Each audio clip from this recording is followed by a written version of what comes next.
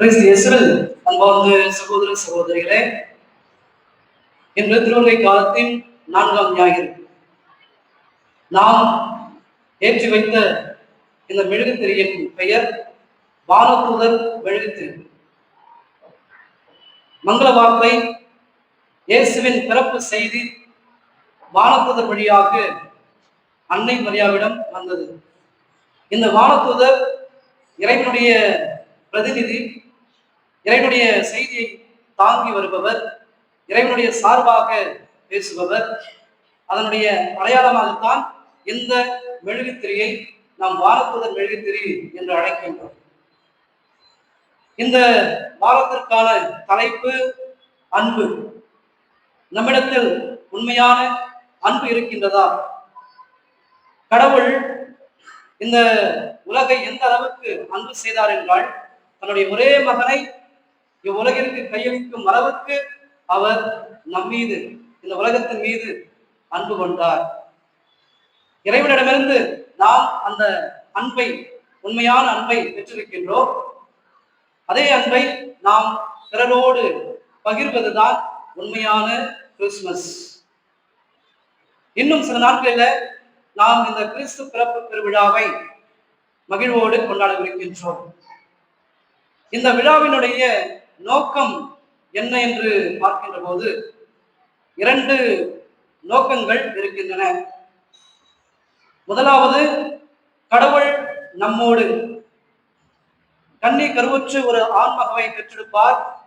அக்குழந்தைக்கு Emmanuel என்று பெயரிடுவர். Emmanuel என்றால் கடவுள் நம்மோடு.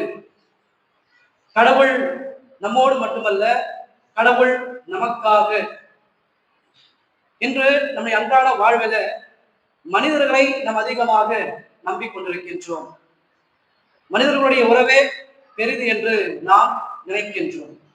நாம் நம்பியிருக்கின்ற அதே மனிதர்கள் நாளை இருக்க மாட்டார்கள். இன்று நம்மை தூக்கி வைத்து கொண்டாடுகின்ற மனிதர்கள் நாளை நம்மை தூக்கி எறிந்து விடுவார்கள்.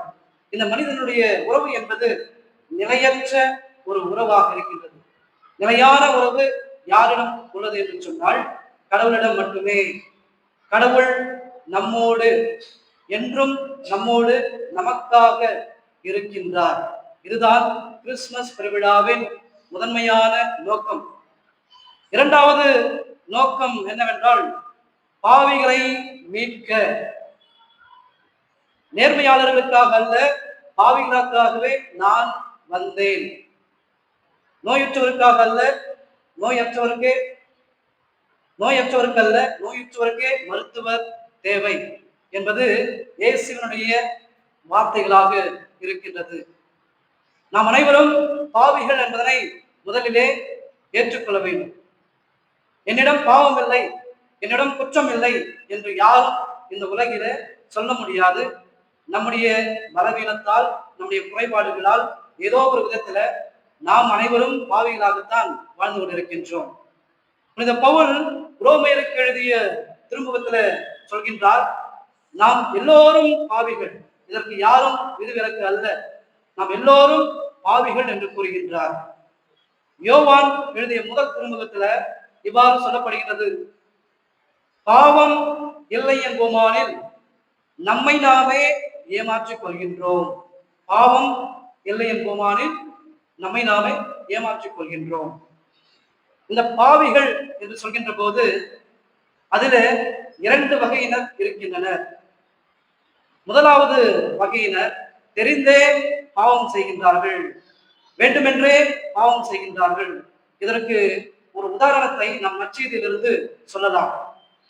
இயேசுவை பிடித்து பிலாத்துவிடம் நிறுத்திய போது அந்த பிலாத்து சொல்கின்றான், இவனிடம் நான் எந்த பாவத்தையும் கண்டுகொள்ளவில்லையே. இதனை அவன் 3 முறை சொல்கின்றான். அவ்வாறு சொல்லியவன் இயேசுவை விடுவித்திருக்கலாமே, ஏன் விடுவிக்கவில்லை? இதற்கு காரணம் அவனுடைய ஆசை, பேராசை, பதவியின் மீது இருந்த பேராசை. இங்கே அவன் தெரிந்து பாவம் செய்கின்றான், அறிந்தே புரிந்தே அவன் பாவம் செய்கின்றான். இன்னொரு வகையினர் இருக்கின்றார்கள், அறியாமல் தவறு செய்வது. இதற்கு நகைச்சுவையாக இந்த ஒரு சம்பவத்தை சொல்லலாம். ஒருவர் மருந்தகத்திற்கு செல்கின்றார். அங்க போயிட்டு மெடிக்கல் ஷாப்புக்கு போயிட்டு விக்கல் நிக்கல, ஒரே விக்கலா இருக்கு, மருந்து கொடுங்க அப்படின்னு சொன்ன உடனே அந்த மெடிக்கல் ஷாப் கடைக்காரர் உடனே அதை கேட்டவரிடம் ஒரு அறை விடுகின்றார். எதுக்காக என்ன அடிச்சீங்க இப்போ அப்படின்னு கேட்டப்போ, இதுதான் ஷாக் ட்ரீட்மெண்ட், உங்களுடைய விக்கல் நிற்பதற்கான ஷாக் ட்ரீட்மெண்ட். இப்ப பாருங்க, மருந்தே இல்லாம உங்களுடைய விக்கலை குணப்படுத்திட்டேன் அப்படின்னு சொன்னப்போ அந்த நபர் சொன்னாரா, விக்கல் எனக்கு கிடையாது, எங்களுடைய வீட்டில் இருக்கின்ற மனைவிக்கு, அவளுக்காகத்தான் இந்த மருந்தை வாங்க வந்தேன் என்று அந்த மனிதன் சொன்னாரா. இங்க அந்த மெடிக்கல் ஷாப்ல இருக்கிறவர் தெரியாமல் அவரை அறைந்து விடுகின்றார், தெரியாமல் தவறு செய்து விடுகின்றார். இப்படி தெரியாமல் அறியாமல் பாவம் செய்பவர்களும் இருக்கின்றார்கள். நாம் தெரிந்து செய்தாலும் தெரியாமல் செய்தாலும் பாவம் பாவம்தான். இந்த பாவம் எப்படிப்பட்டது? ஒரு குடம் பாலிலே ஒரு துளி விஷத்தை நாம் அதிலே இட்டோம் என்றால் அந்த ஒரு குடம் பால் முழுவதுமே விஷமாக மாறிவிடும். அதுதான் பாவம்.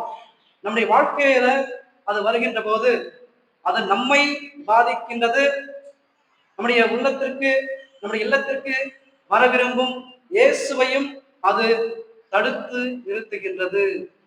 ஆகவே நாம் அனைவரும் கிறிஸ்துமஸ் பெருவிழாவை முழு மனதோடு கொண்டாட வேண்டும் என்றால் நம்மை தயாரிக்க வேண்டும்.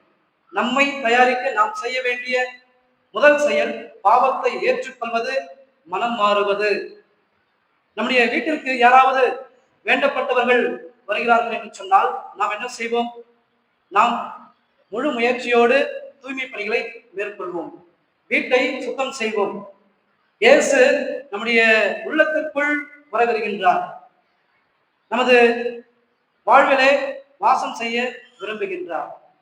நாம் செய்ய வேண்டியது நம்முடைய உள்ளத்தை தூய்மைப்படுத்துவது, நம்மையே தயாராக வைத்துக் கொள்வது. இதுதான் இந்த கிறிஸ்துமஸ் பெருவிழாவின் 2 முக்கிய நோக்கங்களாக இருக்கின்றது. இதை உணர்ந்தவர்களாய் நாம் அதற்கேற்றாற்போல் வாழ முயற்சி செய்ய வேண்டும். இன்றைய வாசகங்களுக்கு வருகின்ற வேளையில இன்றைய வாசகங்களை நாம் பார்க்கின்ற போது ஆகாசு, யோசேப்பு, இந்த 2 நபர்களை பார்க்கின்றோம். ஆகாசுவை முதல் வாசகத்திலும் யோசேப்புவை நற்செய்தி வாசகத்திலும் பார்க்கின்றோம். இந்த 2 நபர்களும் ஒன்றிலே ஒத்துப்போகின்றார்கள். எதிலே அவர்கள் ஒத்துப்போகிறார்கள் என்றால் இந்த ஒரு கருத்தில, என்ன கருத்து? அனைத்தும் நலமாகவே அமையும் என்பதுதான். இவர்கள் இருவருமே இதனை முழுமையாக நம்புகின்றார்கள். இதற்கடுத்து அனைத்தும் நலமாகவே அமையும். இன்றைய முதல் வாசகத்துல ஆகாசு அரசன் இஸ்ராயேல் அரசனும் சிரியா அரசனும் போர் கொடுக்க வருகிறார்கள் என்று கேள்விப்பட்ட உடனே மனமுடைந்து போகின்றான். அந்த நாட்டில் இருந்த மக்களும் சோர்வடைந்து போகின்றார்கள். அப்படிப்பட்ட ஒரு சூழ்நிலையில எசையா இறைவாக்கினர் வாயிலாக நம்பிக்கை தரும் செய்தி அவர்களிடம் வருகின்றது. என்ன அந்த செய்தி? கன்னி கருவுற்று ஒரு ஆண்மகனை பெற்றெடுப்பார், அவருக்கு இம்மானுவேல் என்று பெயரிடுவர், அவர் உங்களோடு இருப்பார். இதுதான் அவர்களுக்கு கொடுக்கப்படுகின்ற, அந்த அரசனுக்கு கொடுக்கப்படுகின்ற ஒரு அடையாளம். பயப்படாதே, அஞ்சாதே, கடவுள் இனி உன்னோடு இருப்பார். இதனை ஆகாசு அரசன் நம்புகின்றான். அதன் பிறகு அவன் தைரியமாக வாழ முயற்சிக்கின்றான்.